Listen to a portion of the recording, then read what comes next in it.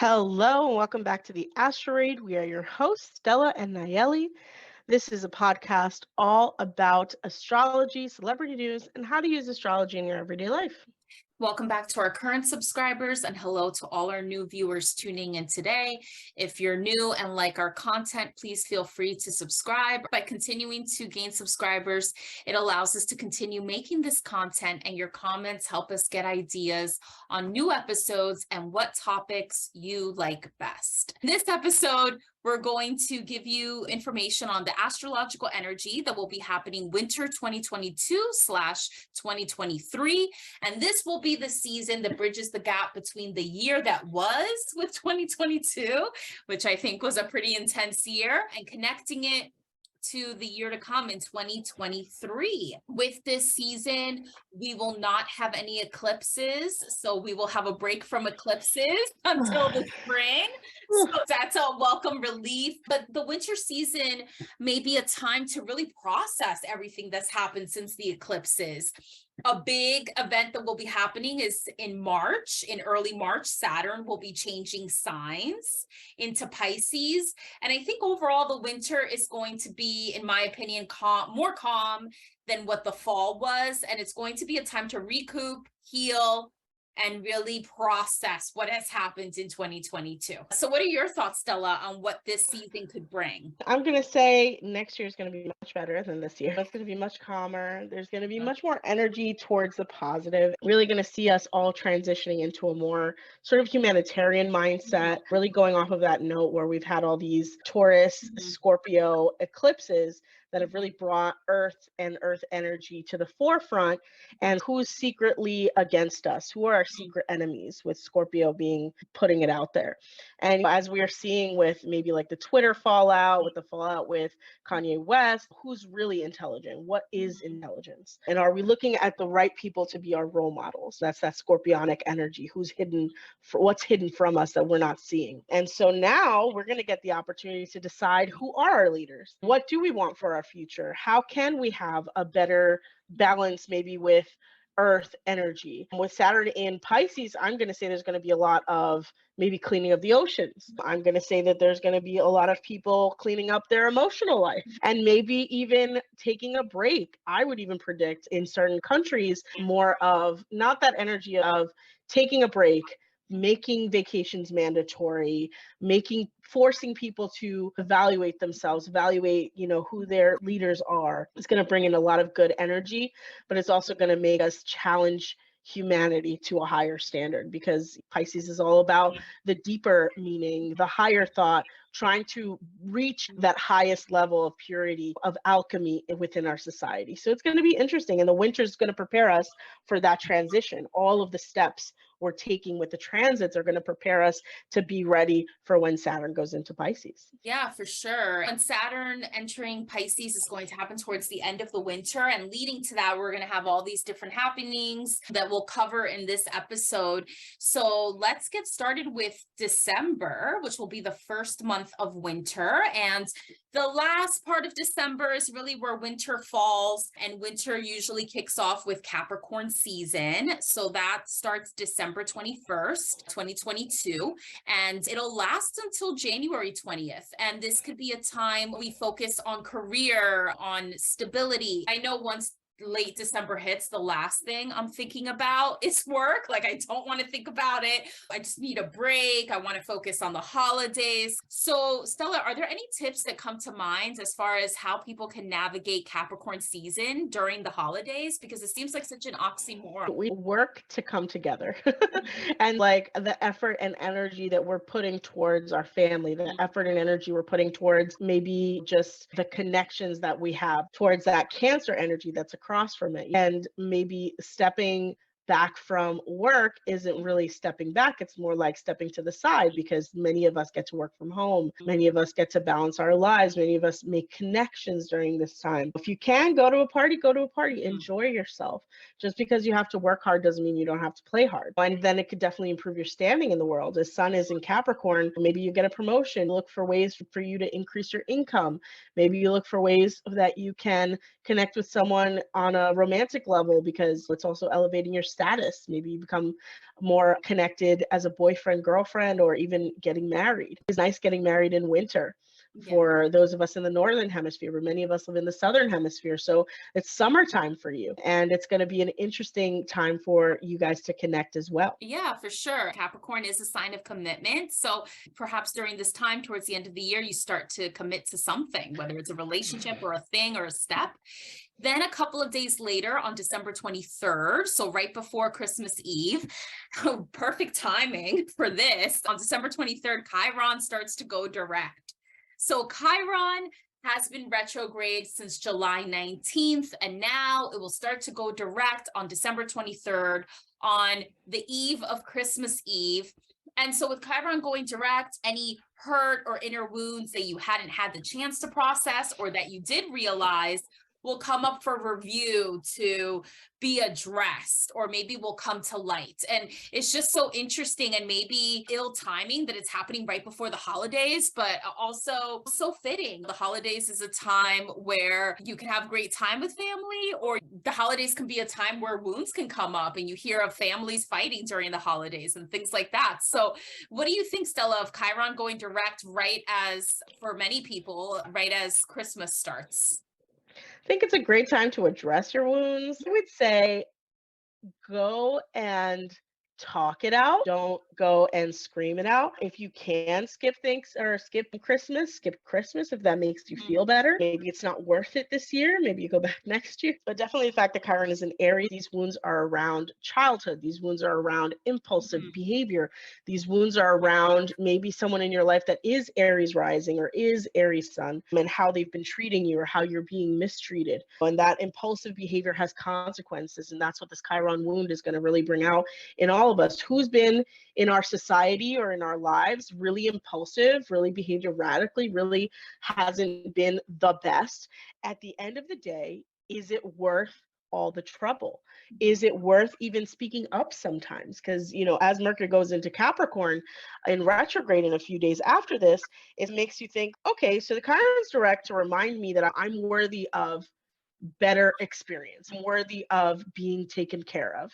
And maybe now I can release those emotions and be able to move forward with my life. Or maybe now it's the time to cut this person off.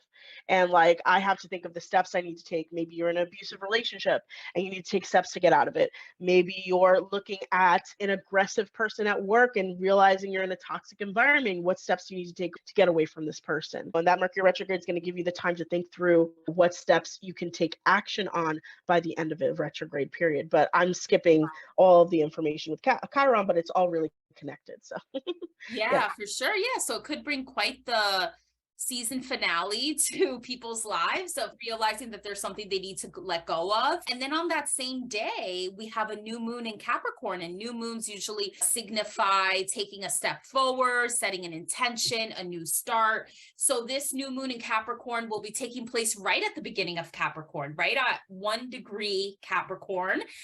And it will have not that many aspects actually, but the notable ones will be actually challenging aspects. So this new moon will be in square to Jupiter, the planet of expansion and luck and expanding one's learning. And it will also be square Ceres, which is the asteroid of how one wants to be nurtured or is nurtured best. Yeah, just as these wounds start coming up for review with Chiron direct in Aries and giving us some sort of indication of how we need to assert ourselves, we have this new moon happening on the same day that's calling us to set an intention and set a new step forward. So Stella, what are your thoughts on this new moon and how it could potentially manifest for people? I would say look at your financial life, and like, there might be a new way or a new idea as to how to create more life stability, maybe a different job, maybe a different career, and set those intentions that day to look at how those impulsive decisions you've made have led you down the wrong path, or how you can be in a better path because of better decisions you can make. On this new moon in Capricorn, again, Capricorn is like the workhorse. It's all about what your efforts are rewarded by. It's all about what people give you in exchange of energy, right? So now that this new moon is there, how can you change up? Maybe you have a new business idea you want to move into. Maybe you have a new way you want to earn money. That's the first new moon of the winter. And then December wraps up on December 29th with Mercury retrograde. We start to go backwards a little bit. And this Mercury retrograde is in Capricorn. The things that are up for review or end up being stalled have to do with money making potential or career decisions. So as we set these intentions in the new moon in Capricorn, we may have to wait a bit longer than expected to actually put them into fruition, because Mercury retrograde is also happening in that sign as well. Yeah, and take your time to create new ideas, take your time to develop them. So our values are changing. And this Mercury retrograde in Capricorn, which Capricorn isn't necessarily your personal values, but what your values bring to the table, right? What you're rewarded for. So now is the perfect time. Like, I want a higher reward. I need to put more effort into it. I want a different reward. I need to think of a different plan. And so this Mercury retrograde gives you the time. Don't really sign anything. Don't get too involved in the idea, but write it down, set an intention, think about it thoroughly, think about what the steps are, because again, we have this Aries energy happening with Chiron, and what you want to mostly do is have a full plan, not have an Aries plan, because of that Chiron wound that is all about taking action too soon, being afraid of the actions you've taken because you haven't thought them out. Flesh out your ideas, basically. Yeah, for sure. And what a great way to start the winter as the year ends, by starting to figure that all out. And then now we enter first full month of winter, which is January, and it marks the beginning of the year, the first month of the calendar year. And on January 2nd, right after New Year's Day, we have Venus entering Aquarius, and Venus stays in that sign for almost the whole month until January 26th. This could be a time to pay attention to your friendships, perhaps connect with people that you didn't have the time to check in with during the holidays or during the end of the year rush. This could be a time where maybe you set new intentions on how you want to contribute to society. It could also be a time to change things up in your romantic connections and seeing what new things you can incorporate. And then 4 days later, we have the full moon in Cancer, so a very sensitive full moon. So Stella, what are your thoughts on the start of January and what people can expect? The first planet to be activated basically is Venus, and it's moving into the sign of the people, Aquarius. And it's so interesting how Saturn's leaving Aquarius, but the first thing that is being activated is the sign of Aquarius, sort of letting you know that the themes that have been going on are going to continue. So if you've invested in helping a poor community, if you've invested in creating a community effort, if you've invested in a new friendship, if you've started something new throughout the Saturn transit in Aquarius, now you get a new boost, whether it's more money, whether it's changing of values internally, externally. Society might see you as a more valuable person because of the actions you've taken. Some people might have gone into a new business while Saturn was in Aquarius. And now that Venus is entering Aquarius, you might see the fruits of that business. You might see the fruits of your labor, recognition, etc. And it could be a really good time. I think that is setting the stage for what 2023 is all about, which is maybe rewards for the efforts we've made while Saturn was in Aquarius, rewards for being patient during that transition. And that would be a great start to 2023. I'm looking forward to the year as well. I feel like I'm already exhausted from 2022. It was a good year. It was an impactful year. It had a lot to it. A lot of notable eclipses, but yeah, I'm ready for a fresh start, as I'm sure a lot of people listening today are as well. And then with January 6th, we have the full moon in Cancer. Cancer is a very sensitive sign. It's ruled by the moon, and the full moon signifies culmination of sorts, whether it's a realization or the end of something. The associated new moon in Cancer probably took place sometime in June or July. I forget when exactly it happened, but anything that could happen or could come to the surface during this January 6th full moon in Cancer will probably relate to something that happened to you in the summer. It's going to be opposing Mercury, the planet of communication and thought. It's going to be square Chiron, internal wounds, but it's also going to have a lot of positive aspects. So this full moon will be sextile Uranus, the planet of unpredictability. It'll be trine Vesta, the asteroid of focus. It'll be right next to Pallas Athene, which is the asteroid of wisdom.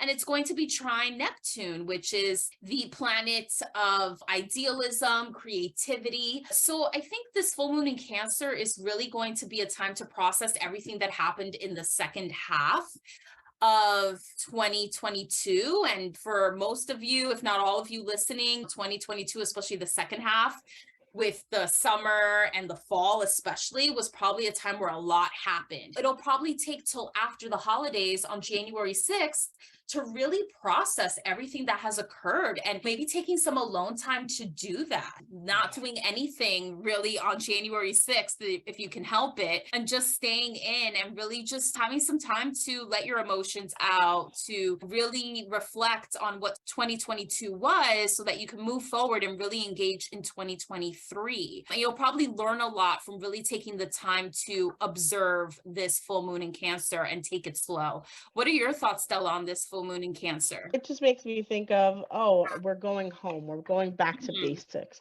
This Capricorn energy can be very cold. It can be very separate from someone. Like, you might end up trying to accomplish everything, but not really have anything tangible at the end. And this full moon is going to make you sit back and say, appreciate yourself, appreciate the efforts you've made, appreciate your family, appreciate the people around you. And it's not a coincidence. It's on the 6th. It's after all of those planets moved into Capricorn. It's after everything that's going on with Venus. And now you get to sit back and say, hey, what have I really done since the new moon in Cancer? And hopefully, if people make the time to really reflect during the full moon in Cancer, it'll help about a week later on January 12th when Mars goes direct. So Mars has been retrograde since October 30th. And luckily, this Mars retrograde didn't last too long, or at least it probably won't feel like it's lasted that long. It really only took place during November, December, and then a bit of January. So, during Mars retrograde, you might have felt sluggish, or you might have felt like you really couldn't move forward or didn't have the energy that you normally expect from yourself. And in my opinion, Mars retrograde is not a time to enter any dating relationships that will become sexual in nature. Not a good time. I just know from personal experience, just don't do it, because things will never end up being what you expect. You have to wait till afterwards. So if there is anybody that you've had your eye on during Mars retrograde or even before, maybe this is a time where finally things can align and you can move forward in that, or that you realize that maybe a love interest you had isn't really going to pan out and you decide to go your separate ways. January 12th will add to this forward energy that will be happening in January with certain planets going direct. So yeah, what are your thoughts on Mars retrograde ending on January 12th? Thank God. Thank God. Yeah. No, Mars retrograde is great for anyone who wants to get activated, or anybody wants to get motivated, because Mars is in Gemini, and Gemini is an air sign. It's going to fan the flames, so to speak. But it's just so intense, and like it overwhelms you, and that's where you really get that tiredness feeling, because you're just like, I want to do so many things. And then with Gemini, that Gemini mind of being able to do all of those things, and that's the biggest struggle for anyone who has strong Gemini planets, is there's just so many things that you can do, and so many limitations that other people see that you just don't see. And so those limitations that Mars and Gemini would normally see on a regular transit, right now, while it's in retrograde, they're not necessary. You can overcome them. You can do what you can. And now that it goes direct, you take those same ideas that have been implanted by this process, and you're empowered to do something new, empowered to execute, empowered to forward push yourself. You don't see the same barriers that you saw before, because while Mars was retrograde, you still accomplished things and you still did things. And even if you were tired, you pushed through, you elevated yourself, you elevated whatever you were doing. Just make sure you're not going too quickly, just because, again, it's still in Gemini, and Gemini is a very youthful sign, and naivete, let's say. There might be a lot of naivete around what you are trying to accomplish. So maybe flesh it out, like I said, with all ideas, let it ride, do what you have to do. And again, Mercury's still in retrograde, so any actions that you're really taking might still be slowed down. What you really want to do now with Mars direct is just act on what you are inspired to act on, what is the possibility for yourself. See what steps need to be taken. Take and do your research. Don't be afraid of the barriers that your research comes up with. This is the actions that you just need to take in order to accomplish what you want. And speaking of Mercury going direct, 6 days later from Mars going direct, Mercury starts going direct in the sign of Capricorn, going to add to the forward motion of that week of not only starting to take action, but also the thought and the communication aligning to really add to that extra component that you need to really move forward. This is all adding to that beginning of the year, almost feeling like you're waking up. Like it's almost like the beginning of January is still in that winter isolation vibes, low energy. And then as the month goes on of January, you start to get a little more energy and start to really get going, realizing that you can move forward with your 2023. And then in the latter half of January, starting in January 20th, we start to get a lot more Aquarius vibes. So at this point, Venus is in Aquarius, but on January 20th, we have the sun entering Aquarius until February 18th, really adding to those Aquarius vibes of focusing on friendships, contributing to society, letting out your uniqueness. Then the next day on January 21st, we have the new moon in Aquarius, which falls right at the beginning of Aquarius. Very, very young new moons happening in the winter. So on January 21st, we have the new moon in Aquarius on 1 degree Aquarius. And this new moon is going to have a few aspects to it. They're all positive, I think, from the ones that I see. So this new moon is going to be right next to Pluto, the planet of transformation. It's going to be in good aspect with Jupiter, the planet of expansion. It'll be trine the asteroid of nurture Ceres. It'll be sextile the asteroid of long-term commitments, Juno, and it's going to be trine the planet of action, Mars. So this to me is like a really positive new moon in Aquarius, and it's happening just the day before Uranus goes direct on January 22nd. So really good vibes for that third week of January. So what are your thoughts on this Aquarius energy that we're going to be stepping into in January, Stella? It's like I said, Venus set the stage, the beginning of the year with its transit into Aquarius. And this is just more proof, more motivation for us to transform ourselves, transform society, transform how we're going to be moving forward. Whether it's in a positive or in a negative way, we still don't know. And I would say it's in a positive way just because everything is going direct. Now, we might not see the light at the end of the tunnel just because it's Uranus going direct, and it might be chaotic at first. It might be like, oh, there's this power surge or a power outage, and like that could be what inspires us to change the way we approach things. You know what I mean? There was in Texas a few years ago, and all of a sudden there's new laws. But I would definitely predict to just be vigilant of the actions that you're taking or that you've taken and seeing those results at this time. You're going to see results. You're going to see it. Like that's literally what next year is about. What are the rewards of Saturn? What has all this hard work, what have you pulled through to get to? And when Uranus goes direct and it finally gives us a sigh of relief into our, maybe all of the plans that happened, like at the end of fall, we had that big summit, that Earth Summit. And a lot of people were like, this is just fake news. You guys talk a lot of game, but you don't make a lot of actions. And so I'm getting really inspired feelings about the beginning of the year, being this sort of motivated spirit to take action on an individual level, be more helpful in your own personal life, make a stance, have an opinion, learn everything you can, because Aquarius is all about the curiosity of the world. What can we learn about each other? What can we do? And then your friendships, like maybe you've had a smaller friendship circle. Now you get an opportunity to socialize on a grander scale, to meet new people. So it's really exciting time. Yeah, for sure. And then January wraps up on January 26th, astrologically, with Venus entering Pisces, and Venus will be in Pisces until February 20th. It's going to be a romantic time, I think, just like a really sweet time of connecting with loved ones, but it could also be a time where there could be illusion when it comes to love. So be careful of that.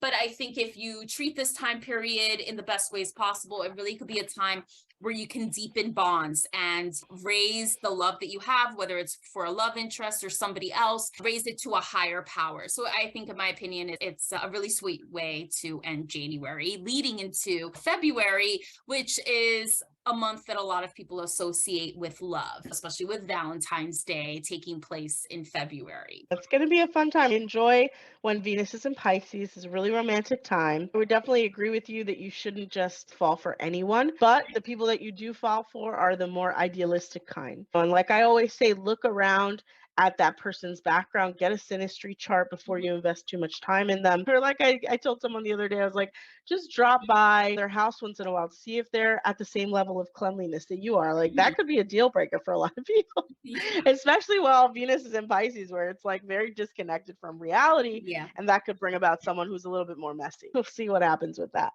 But Yeah. yeah, So embrace the good vibes, but also keep your wits about you as you head into February. And we start February with Ceres, the asteroid of nurture, going retrograde on February 3rd, and it will be retrograde until May 6th. So this could be a time when we look back and start reflecting on, like, how do we want to be nurtured? What kind of care, whether it's care from others or self-care, do we really need in our lives? Could be a time to pamper ourselves a little bit more. Could be a time to really get extra support with whatever thoughts or feelings come up during this time between February 3rd and May 6th. And then 2 days later, on February 5th, we have a full moon in Leo. So Leo is another romantic type of sign, definitely very passionate. And full moons, so they signify culminations, realizations. This full moon will happen at 16 degrees Leo, and it'll have a mixture of challenging aspects, but also some really nice ones. So this moon will be in square with Uranus, the planet of the unexpected. It'll be opposing Saturn, the planet of tough lessons and structure. It'll be trine Chiron, the asteroid of internal wounds. It'll be trine Juno, the asteroid of long-term commitment. And it'll be sextile Mars. So unlike the new moon in Aquarius that happened prior on January 21st, this full moon is going to be more of a mixed bag, where it'll have some positive directions forward, but some challenges to overcome. And perhaps there could be something unexpected that happens around February 5th. But with the positive aspect to Mars, it could be a time where you could take action on whatever challenges arise. So what are your thoughts on this full moon in Leo in February? it's a lot of hard transits against it. Yeah. I'm worried about all of them, but I would say overall, like, how has your self-esteem improved? How have you been able to improve those around you? How have you connected with your friendships? What have those connections meant to you over the last 6 months? And then how have you made new connections? Now with this full moon, you're going to transition from someone who might have been more hesitant to someone who might be more active in creating those connections. So it's going to be an interesting time. I would definitely say, especially since there's a Chiron aspect to it, maybe now is a good time to go out there, enjoy yourself, and not worry so much about the little details, because Leo is more about like that outer ego, like just getting through the day, as opposed to that heaviness of Aquarius that really thinks through every single painstaking detail. And you're like, oh, how can I accomplish anything if I'm thinking so much, right?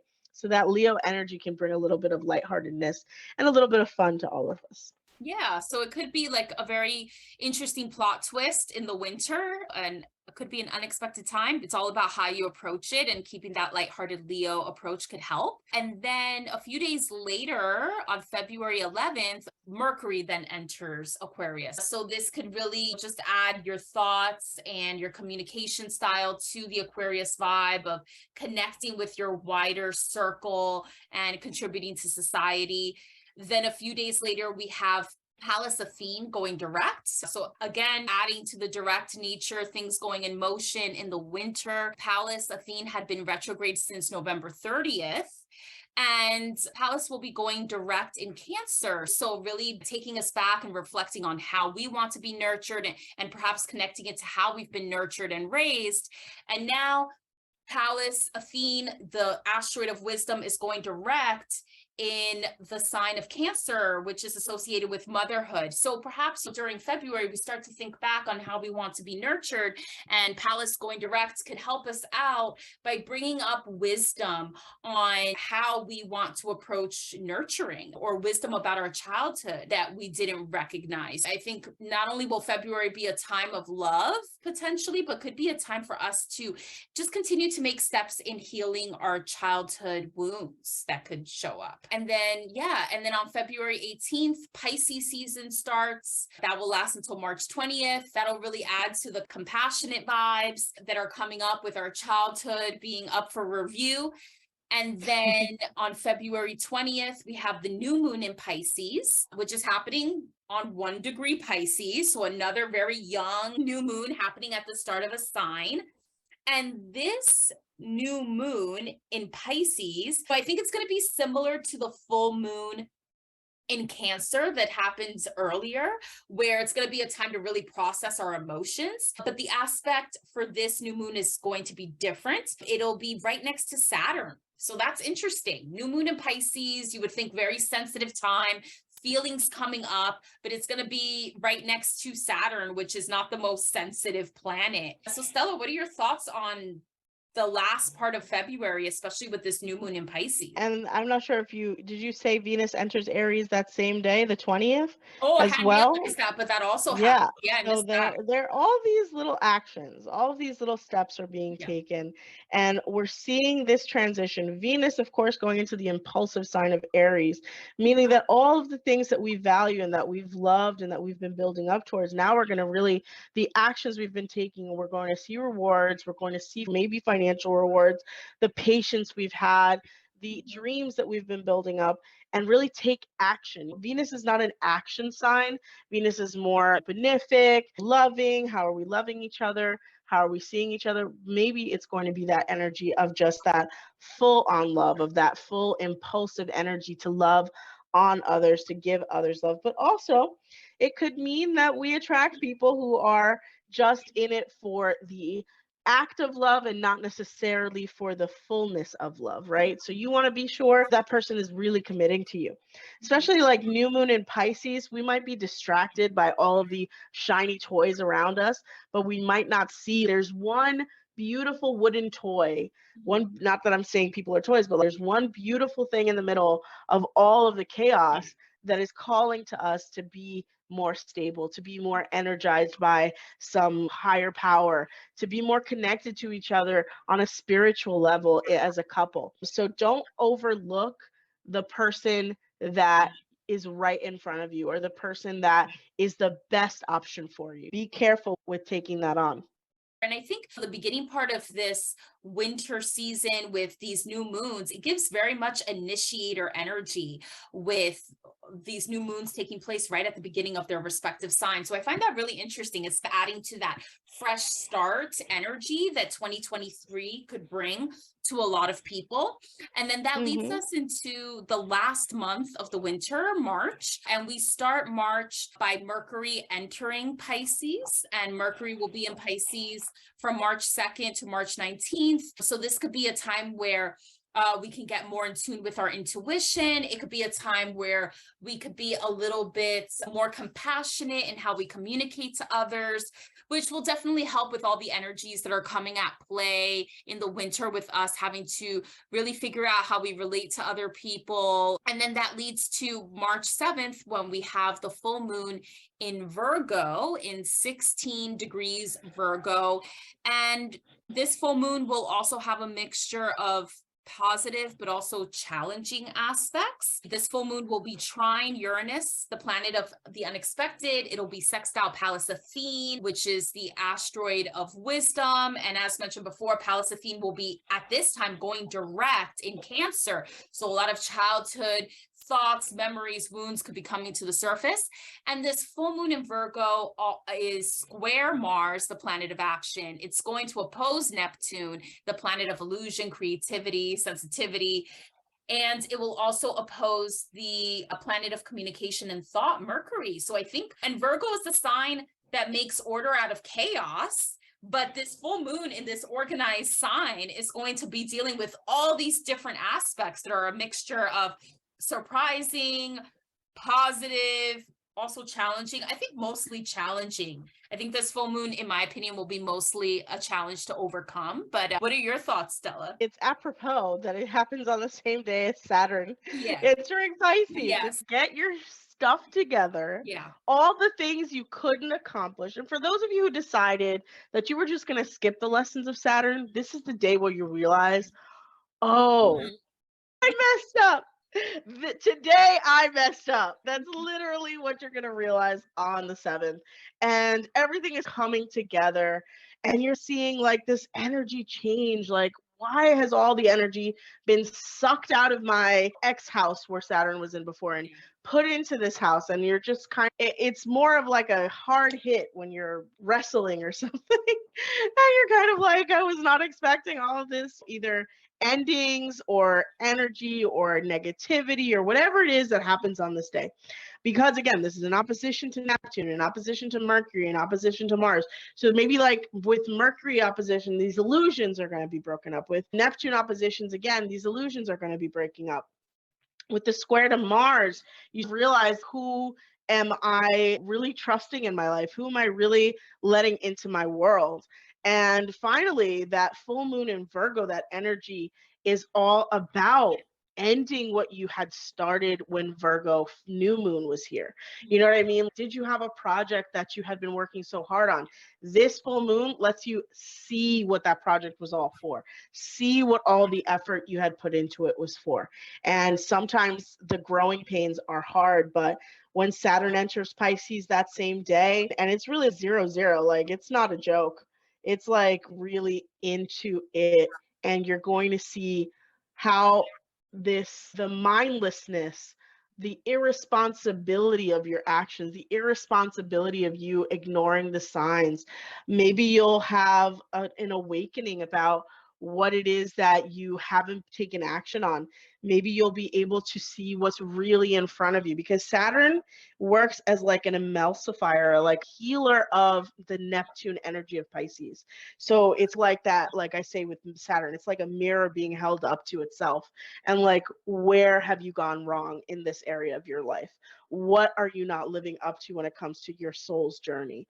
How can you be a better person in this area of your life? How can you support your family in a better way, or your friendships in a better way in this area of your life, right? How can you be better in this area of your life? And Saturn's here to level you up or to bring you to your knees. If you're ready to stand up for yourself, if you're ready to fight for yourself, if you're ready to fight for your life and for your future, you're going to be cruising this next 2 years with Saturn. But if you're sitting around hoping something will change, playing video games, like never really putting in effort for your life, Saturn's going to hit you with here's another tragedy. Here's another awakening.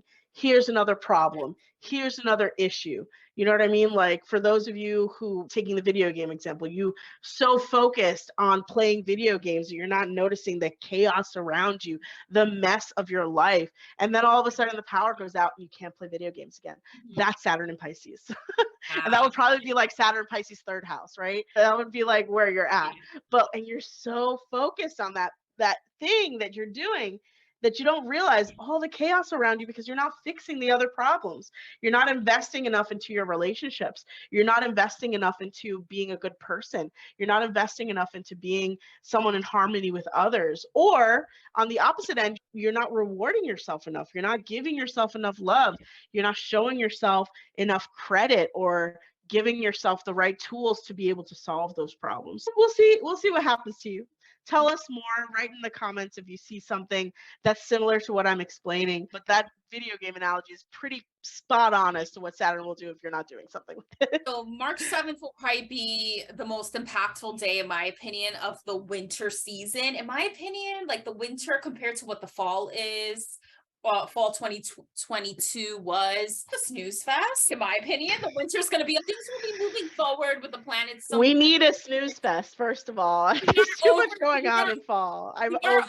We are overdue for a snooze fest, so I'm signing up for it. But you're going to be in this snooze fest, and then March 7th is going to come like a rainstorm with this full moon and the new Saturn era. And congratulations to people to those out there that had their Saturn in Aquarius, that was not an easy Saturn return for those of you that are between the ages of like 30 to 31 that are coming out of this Saturn in Aquarius era of, I would also call it the COVID era. So it'll be interesting to see what the Saturn in Pisces era ends up being known for. And this could be like a whole other episode. But for those that are entering the Saturn return with Saturn entering Pisces, if you're not sure, check your natal chart, see where your Saturn is placed, if it is in Pisces, and also what house it's in, because the house that it's in will represent the area of life that will be impacted the most during this era. And Saturn will be in Pisces pretty much from March 7th, 2022 until February 2026, with some breaks in between, but pretty much like a 3-year era, so to speak. And for those that have this Saturn placement, good luck. We wish you the best of luck. And this is the start of you becoming— We're sending our prayers.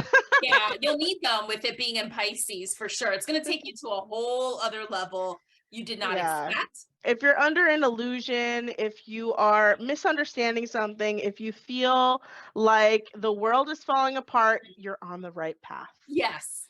That's how it works. Yes. Let me tell you, because when my Saturn return happened, we should make a whole episode like how to survive any Saturn return. Did we do that already?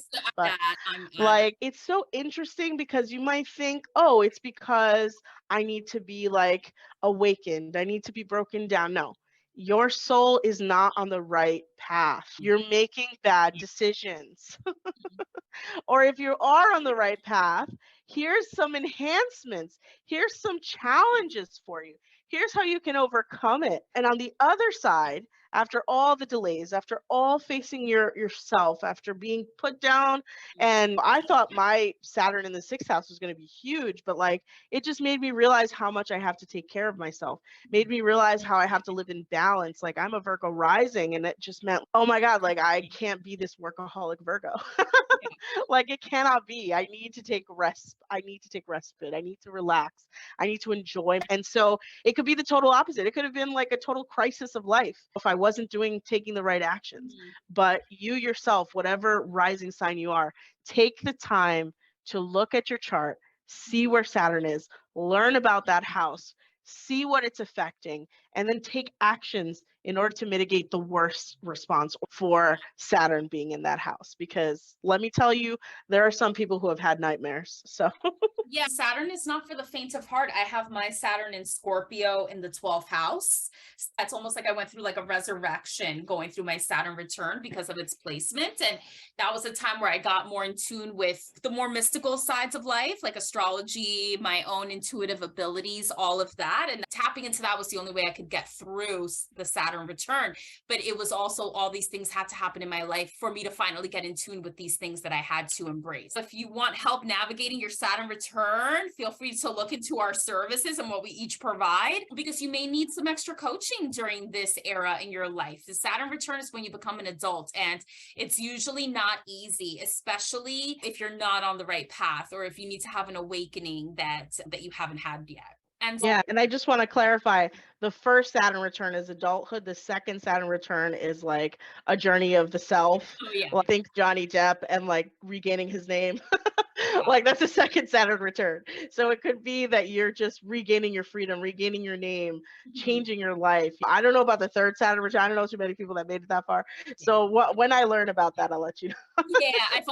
We've only experienced, I think, maybe the first one. So I always forget about the second Saturn return. It's almost like I don't want to think of it, because with my Saturn place, we're going to be so old. Yeah, I know. We're going to feel so young at that point. Well, we'll be in our 50s. Yeah, like 50. It seems so old to us now, but it won't then. But yeah, like I may not even survive past my second Saturn return. So I'm just going to focus on, not thinking about it for now. But for those that are entering their second Saturn return, also get advice, because I think a lot of people in their 50s, that's when they have like midlife crises, or they're starting to think about retirement and how that looks like, or changing careers. So a lot of that stuff comes up during the second Saturn return, and it's an opportunity for you to really come into who you really are and do the things that you really didn't have the time to do before, that you're destined to do in this lifetime. So yeah, it's really, Saturn returns are very pivotal times and not for the faint of heart. And then to wrap up the winter, it's almost like it's just like some other events that really